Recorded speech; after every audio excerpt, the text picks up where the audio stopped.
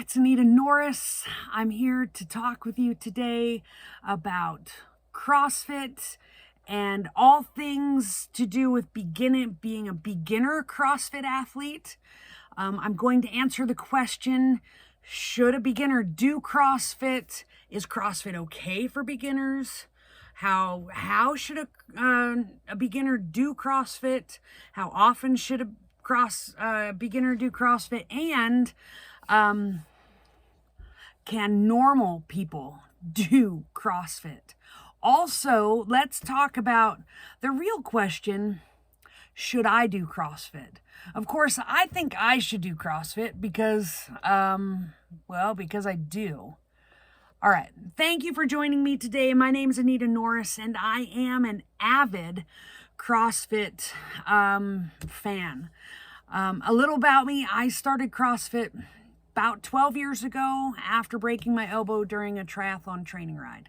So I did triathlon for about 6 years, and after I broke my elbow, there was no way I was going back to that. So a friend of mine from high school was bragging about doing CrossFit in Oregon, and he said they've got boxes all over the place, and so to find a box. So I did, and when I walked into that gym, the box, I knew that was the place for me.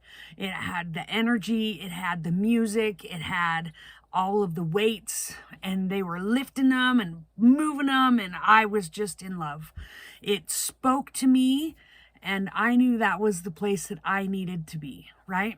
So just to set the record straight, I was not fit for doing triathlon when I started triathlon, and I was only slightly more fit when I started CrossFit, because of course I had been doing triathlon.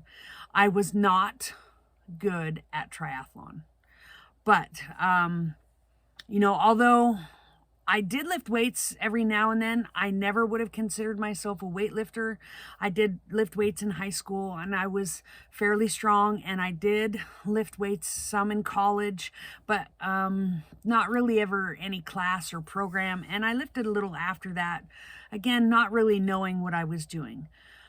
All right, so let's get back to you, because that's why you're here. The question you may be asking yourself is, should I do CrossFit? I'm a beginner, and is CrossFit okay for beginners? That's a really valid question. Well, let me tell you, the answer is yes. And I guess I could end the video right here, but I'm not going to, because I want to tell you why. The great thing about CrossFit is that it is infinitely scalable.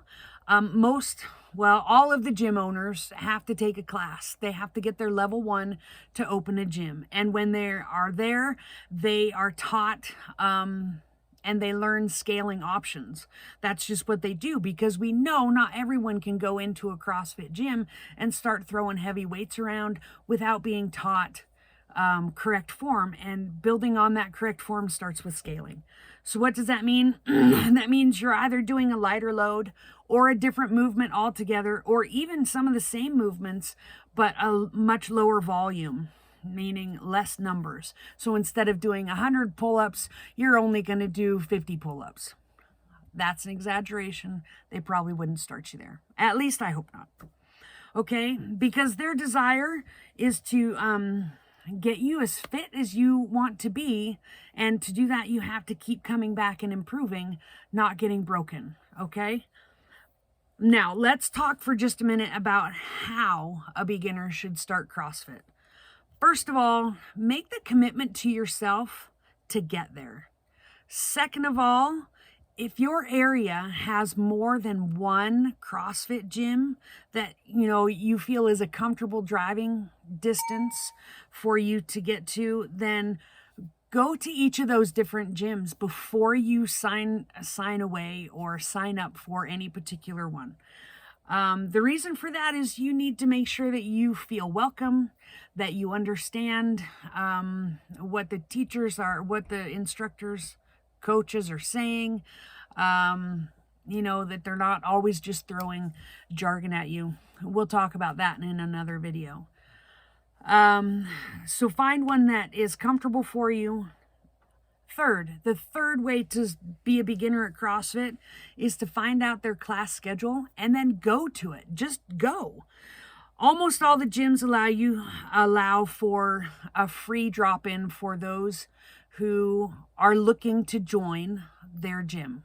They do that, and they'll either allow one workout or 3 workouts or a week's worth, whatever.